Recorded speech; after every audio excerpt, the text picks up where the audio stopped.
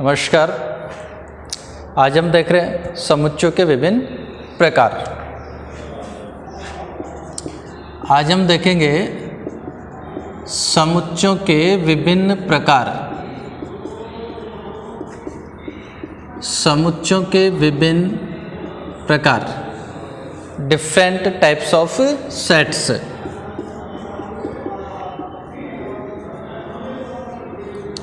Different types of sets. ठीक है, देखिए तो सबसे पहले हम पढ़े थे दो समुच्चयों की समानता। सबसे पहले हम लोग पढ़ेंगे दो समुच्चयों की समानता। दो समुच्चयों की समानता, इक्विलिटी ऑफ टू सेट्स।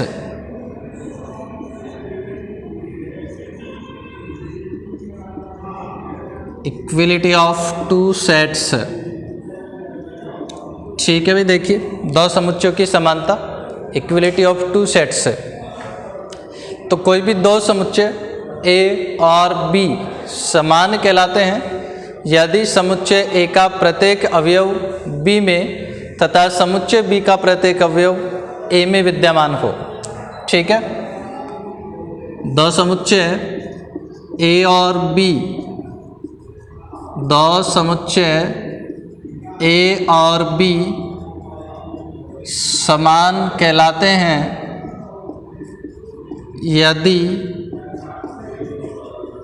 यदि समुच्चय ए का प्रत्येक अवयव,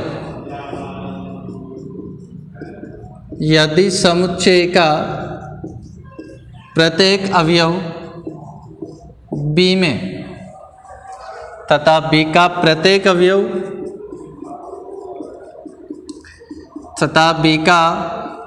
अवयव ए में विद्यमान हो। बी का प्रत्येक अवयव ए में विद्यमान हो तथा इसे ए इक्वल टू बी द्वारा प्रदर्शित करते हैं। अब इसी डेफिनेशन को अगर मैं गणितीय रूप में लिखूं तो हम कहेंगे अर्थात A equal to B if and only if x belongs to A then x belongs to B।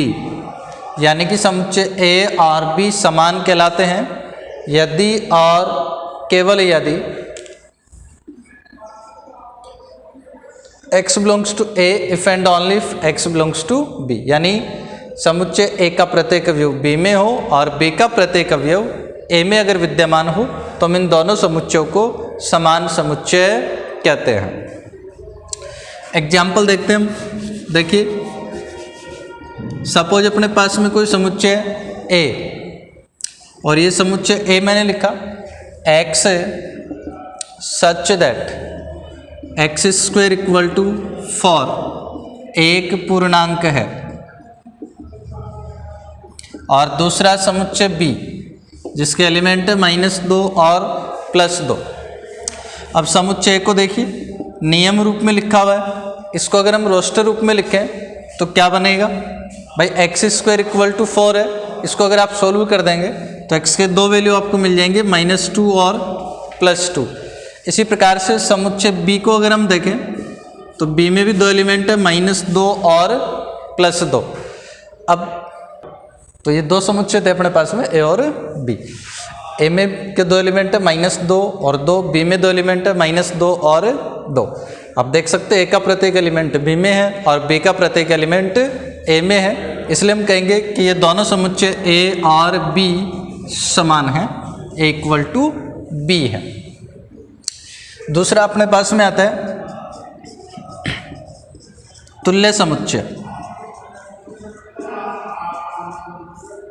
Equivalent sets.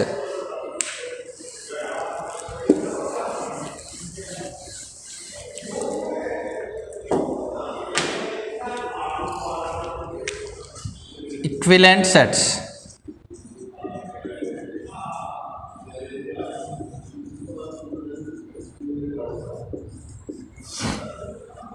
तुल्य समुच्चय, इक्विवेलेंट सेट्स।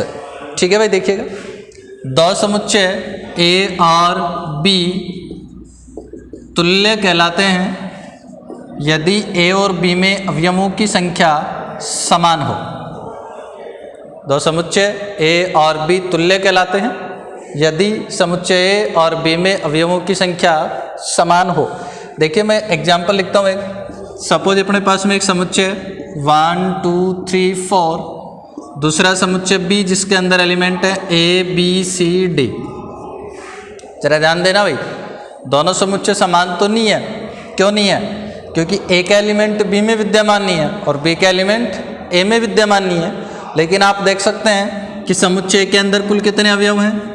4। समुच्चय बी के अंदर कुल कितने एलिमेंट हैं? 4। दोनों के अंदर एलिमेंट्स की संख्या समान है, इसलिए हम कहेंगे कि दोनों समुच्चय ए और बी तुल्य हैं। और तुल्य समुच्चय को हम रिप्रेजेंट करते हैं, अगर ये दोनों समुच्चय तुल्य हैं तो उसको हम रिप्रेजेंट करते हैं ए इक्विवेलेंट बी के द्वारा। नेक्स्ट,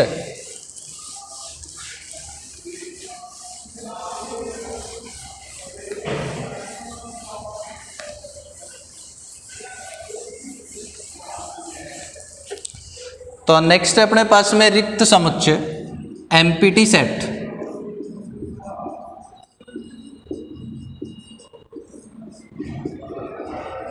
एमपीटी सेट,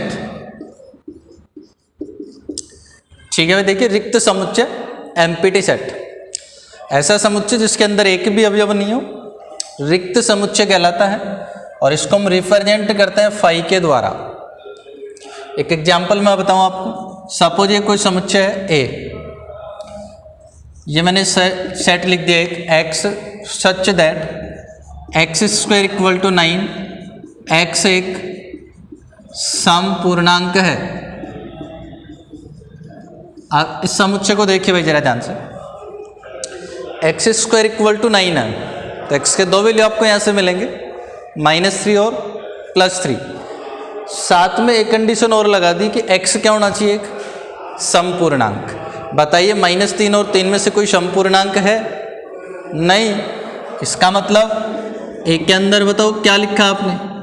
कुछ नहीं लिखा, क्योंकि है ही नहीं कुछ लिखने के लिए। तो ये आपके पास में बन गया रिक्त समुच्चय, और इसको आप किसके द्वारा रिप्रेजेंट कर देते हो? फाई के द्वारा। नेक्स्ट अपने पास में आता है एकल समुच्चय सिंगलटन सेट। एकल समुच्चय सिंगलटन सेट, ऐसा समुच्चय जिसके अंदर केवल और केवल एक ही अवयव विद्यमान हो, एकल समुच्चय कहलाता है। फॉर एग्जाम्पल ये कोई समुच्चय ए है, इसके अंदर आप देख सकते हैं केवल एक ही अवयव विद्यमान है, इसलिए इस समुच्चय को हम लोग कहते हैं एकल समुच्चय सिंगलटन सेट।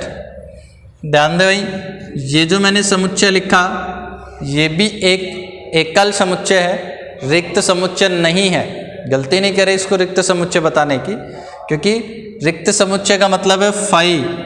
लेकिन अगर मैंने फाई को मजले कोष्टक में बंद करके लिख दिया, इसका मतलब फाई इस समुच्चय का एक अवयव बन गया, इसलिए हम इस समुच्चय को कहेंगे एकल समुच्चय। तो इस बात का ध्यान रखिएगा, केवल फाई लिखा हुआ इसका मतलब रिक्त समुच्चय है, लेकिन फाई को अगर मैंने मजले कोष्टक में बंद करके लिख दिया तो फिर ये क्या बन जाएगा? एकल समुच्चय।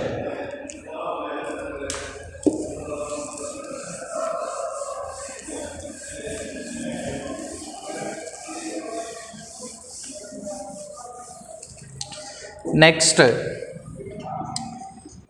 परिमित और अपरिमित समुच्चय।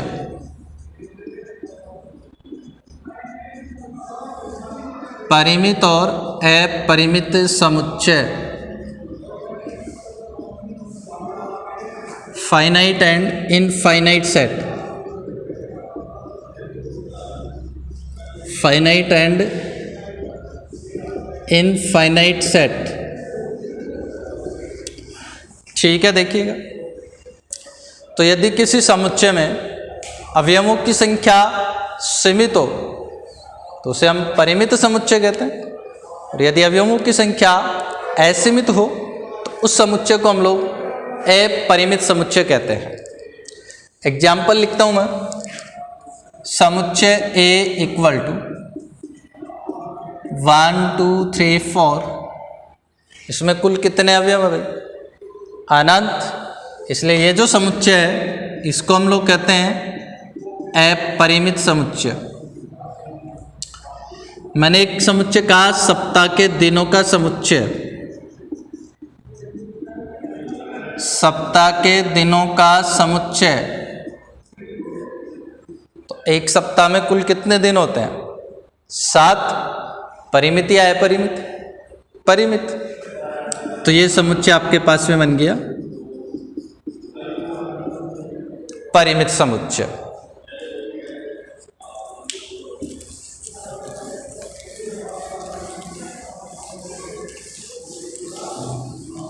नेक्स्ट है उपसमुच्चय, सबसेट।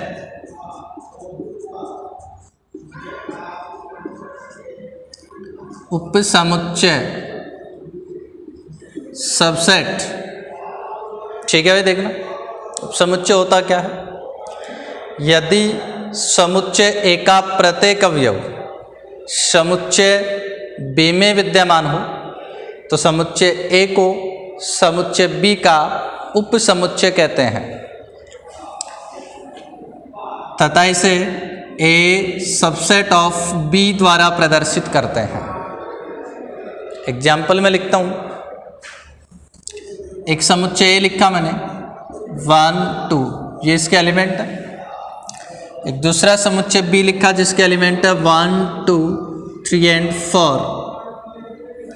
हम यह देख सकते हैं समुच्चय ए का प्रत्येक अवयव समुच्चय बी के अंदर विद्यमान है, इसलिए हम कहेंगे कि समुच्चय ए उपसमुच्चय है बी का, यानी ए सबसेट ऑफ बी।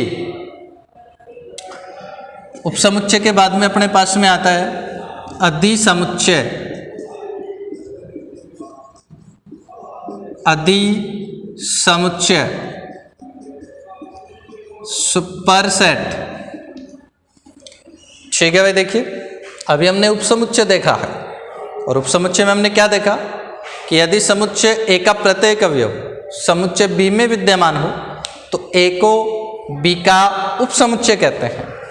यहीं से अपने पास में डेफिनेशन बन जाती है अधिसमुच्चय की, सुपरसेट की।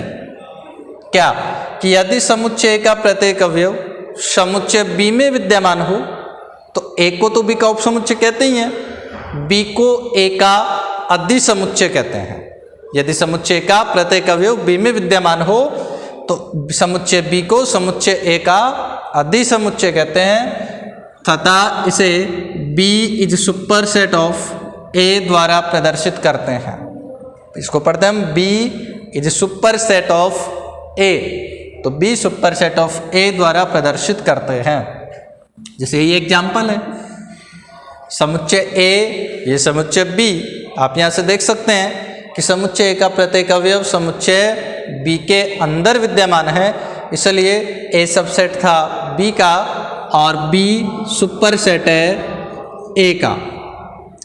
इसके बाद में अपने पास आता है उचित उपसमुच्चय।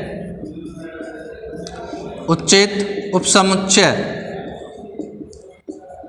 Proper subset. उचित उपसमुच्चय, प्रॉपर सबसेट, ये क्या होता है? देखिए 11th क्लास में हम पढ़ते हैं कि एक तो फाई किसी भी समुच्चय का हमेशा क्या होता है? उपसमुच्चय होता है, और एक कोई भी समुच्चय स्वयं अपने आप का उपसमुच्चय होता है। तो यदि ए सबसेट हो बी का, ए सबसेट है बी का। अब सबसेट में आपने दो देखे, एक तो फाई जो सबका उपसमुच्चय होता है और एक समुच्चय स्वयं, वो भी अपने आप का उपसमुच्चय होता है। तो ए सबसेट हो बी का लेकिन ए फाई के बराबर नहीं हो और ए बी के बराबर नहीं हो, तब ये जो समुच्चय ए है इसको हम कहते हैं उचित उपसमुच्चय, प्रॉपर सबसेट, और इसको आप रिप्रेजेंट करते हैं ए सबसेट ऑफ बी के द्वारा। एग्जाम्पल अगर हम देखें, ये जो समुच्चय ए था इस समुच्चय बी का एक प्रॉपर सबसेट है, उचित उपसमुच्चय है। क्यों है? क्योंकि ए ना तो फाई के बराबर है ना ही ए बी के बराबर है, इसलिए यहाँ समुच्चय ए समुच्चय बी का एक उचित उपसमुच्चय है, प्रॉपर सबसेट है।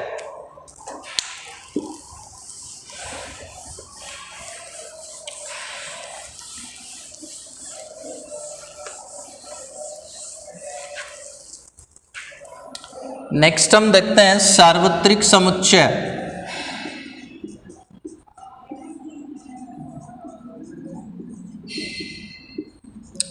सार्वत्रिक समुच्चय, यूनिवर्सल सेट।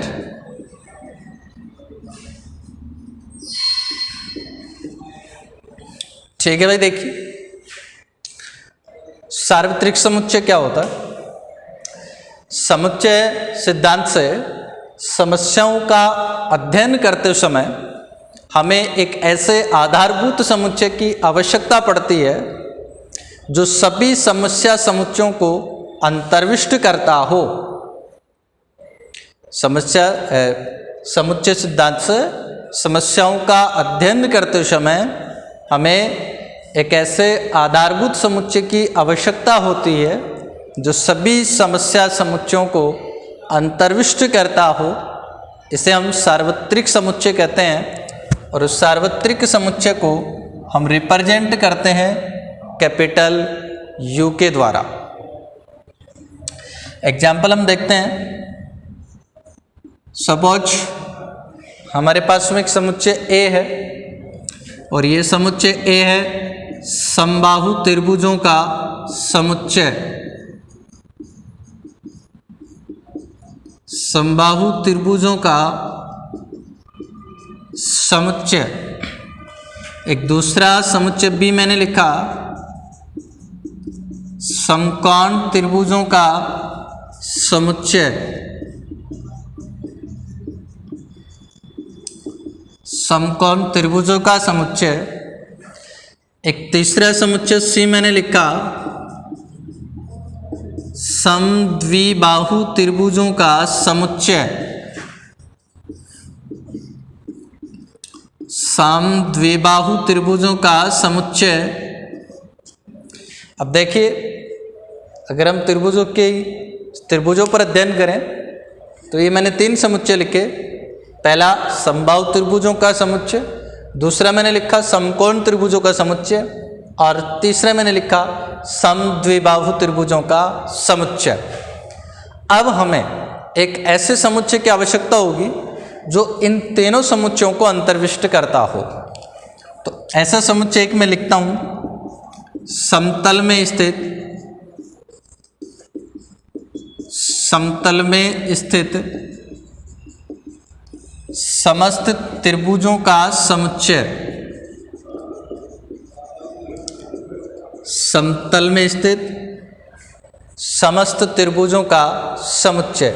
अब इसके अंदर देखिए, समस्त त्रिभुजों में समबाहु भी आ जाएगा, समकोण भी आ जाएगा और समद्विबाहु भी आ जाएगा। इसलिए ये जो समुच्चय है इसको हम लोग सार्वत्रिक समुच्चय कहते हैं, यूनिवर्सल सेट हम इसे कहते हैं और इसको आप रिप्रेजेंट करते हो कैपिटल यू के द्वारा। धन्यवाद।